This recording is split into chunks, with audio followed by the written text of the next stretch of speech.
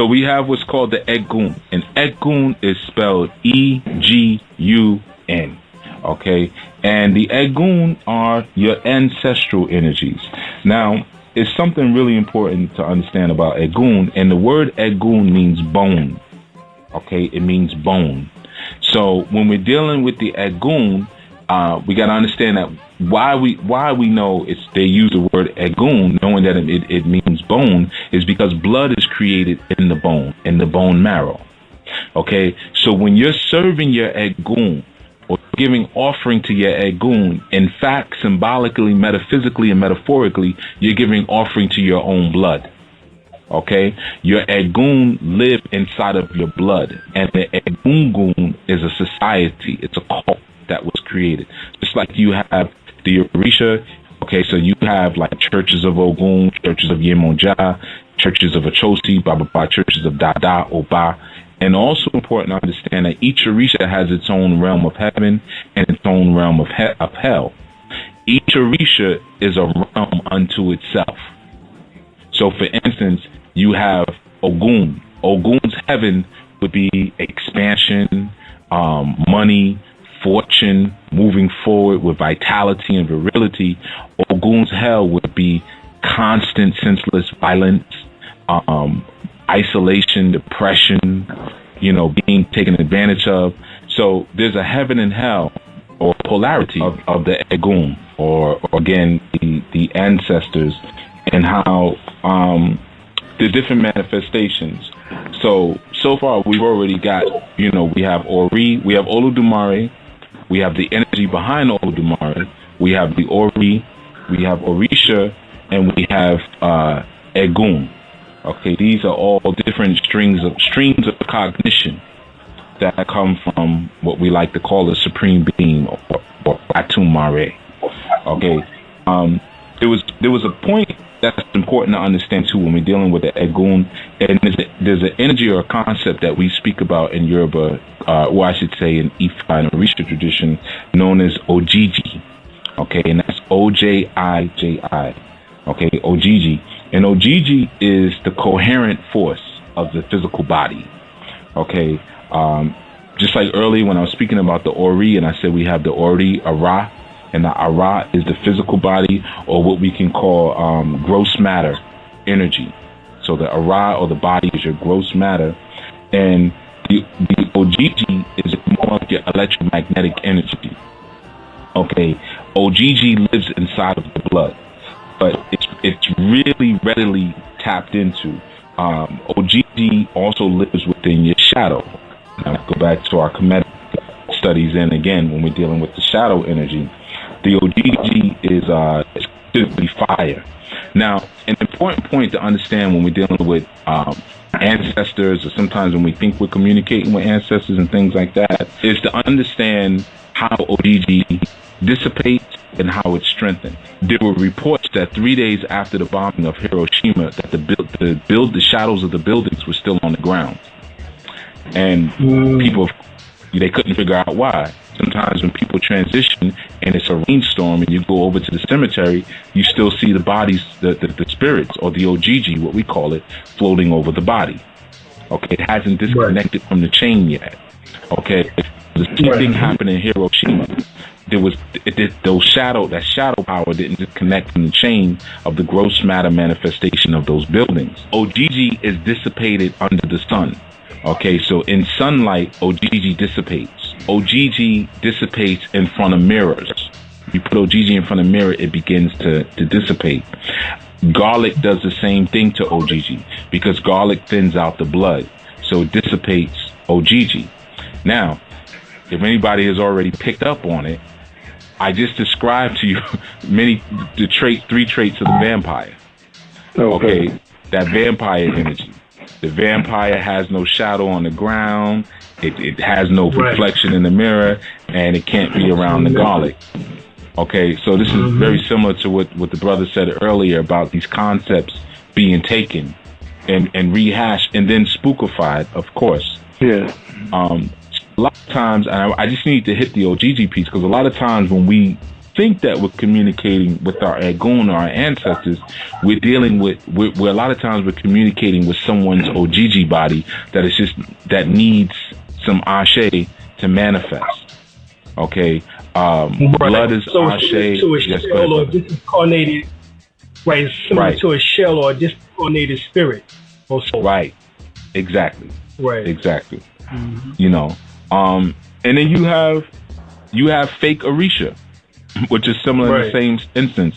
And a lot of this comes from not only just the spookification, but, you know, when things are anthropomorphized to the point that we no longer understand the divine nature of them, we only see them as humans, then we look for some type of sensual experience when connecting with them. So we connect with the Shango or Oshun or Ogun, we want to feel something without really understanding that these are entities that never felt anything. They didn't, you know, it's in many traditions, they teach you that these were, your Orisha were ancestors that they lived such an exacting life to their character that they were transitioned and elevated to the place of ancestors. Orisha. This is actually not accurate. Now, we can make someone an Orisha, just like those Orishas were created based on our collective energy towards them, because the Orisha exist on a certain plane and then they stop. They don't exist on the soul level. Okay, it's a different thing going on. So just like you go to certain parts of the world, I know especially in Brazil, Gandhi is now an Orisha. It's a thought form. And that's what the Orishas are. They're thought forms. So at the end of the day, what that means also is this. You don't need the Orisha. Okay? Right. You can use them, you can employ them, but you don't need them. You actually don't need anything but your own Ori. That's the only entity you really need to work with. That's your soul. Because every soul comes here with a mission from Olodumare. And Olodumare, as a hookup, gave us all these different primal energies to help us climb Jacob's ladder to get back home. But you don't actually need to use them. They're just there. So even people a lot of times go to their Egun and say, well, I'm going to see if my Egun will help. Your Egun are there for one reason in terms of what they do for you. What they do for you is they relay empathetic and somatic information to Orisha. That's all they do.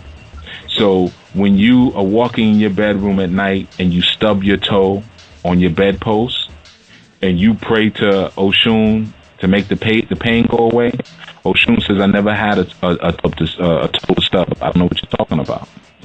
So you see your Egun to relay the information because they had their toe stub before. So what it is that they do is that they relay. They had a physical body.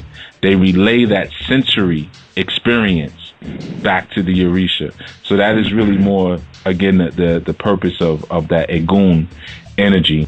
And there's different ways. When you learn how to master your Ojiji, this is where we hear reports in Nigeria, people shape-shifting. Ojiji forms the gross matter body. So once you learn how to really master it, you can form a different gross matter body, however you decide to. And, there's different ways that you can work with your Ojiji, deep breathing, affirmations, things like that. But that's, I want Have you ever heard of Simon? Have you ever heard of Simeon Toko? No, I haven't. It's from the tales of what is known as Fatima. The tales of Fatima, coming from the Catholic Church, in which that's from out of Angola, obviously the Congo, back in the early 1900s, mid 1900s to, I think he lived from mid 1900s to 1984. But it is said and reported that he was able to project 1,000 brown angels, what is known as the similar to like the Twa. They were very muscular and diminutive, you know what I'm saying? And one was able to lift up a 2-ton, I think a 5-ton truck with one hand. Get over. Let's talk about that, because you was talking about building the body. Obviously that's building also the body of light. I would think that's probably part of the cool, which is the glorified light body, of an individual. I mean, how do you see that? Okay, well, again, that kind of goes to mastering that Ojiji energy. Okay, right. Understanding, once we understand, and this is why we're kind of really speaking about the science of Orisha, not the cartoon of Orisha. Because once you understand the science, then you can create your own, you could do reverse engineering. Oh, this is how I was assembled. So how can I disassemble myself? Okay. Right. And there is an exact Odu that deals with this assemblage, and that's the Odu of Oshe, O-S-E. And Oshe deals with decompiling yourself, or just decompiling things, period. And then you have Ofun that deals with compiling, which is the last Odu. Okay, but when we're talking about decompiling, that's really beyond the pay grade of Orisha. Okay, now we're going into a place where you're going back into the Okan realm, and there were reports of things like that. Now, but here's the issue with that. There were reports of people going back into the Okan realm and coming back different. I spoke to a lot of Awo. Awo is the name that we use for like priests, and they would talk about their grandfathers and grandmothers walking into rocks. Walking into the side of cliff and just walking right through it. You see, it's like the Matrix. They saw the code. They saw how to decompile the code, the binary. So that's absolutely possible, the decompiling of reality, because your reality is orchestrated by what we call our Ori Essentaye. Ori is also called your destiny. And when you come to the planet, you have a certain destiny that's orchestrated by your soul. But once you can tap back into that soul level, because there's really no time for this, and what I mean by that, there's no set time to say, okay, your Ori did this, and then an hour later, you came out of your mother's womb. Okay, it doesn't really work like that.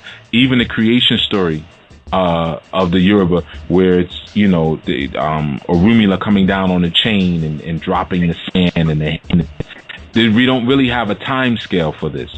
So that tells us that this is a continuous process. So the world, the human, is continuously being formed. So if you can tap into that soul energy, you can go renegotiate the terms of your creation and say, okay, I see you started making me like this. Okay, cool. But tell you what, let's try this. Let's try a little bit. Let's try a little bit of that. Okay, you can renegotiate it, because at the end of the day, you have Emi inside of you, the divine spark of Olodumare. All of these entities that are responsible for the evolution and the creation of gross matter and the things like we're speaking about, lifting 5-ton trucks, they're actually at your command. It's like the genie in the bottle, Aladdin, rubbing, polishing that pineal or polishing that lamp, and the genie coming out and saying, hey, what do you want me to do? Your wish is my command. The Orisha, that's exactly what they are. They are genies in the bottle. But you can go above them and say, you know what? Not only do I want to create a different perceived reality, which is dealing with, what's seen, that kether, I want to create a different subcontext reality, the subtle energy. I want to change the spirit, of something and totally rearrange its molecules. And that's when you start tapping into and becoming Olu Dumare or Atum Mare, dealing with the atoms. And that's why you can lift a 5-ton truck, because you're now expressing yourself on the planet as the supreme intelligence. Excellent, brother. Excellent. Yeah. Man, this is one of the best breakdowns that we have had.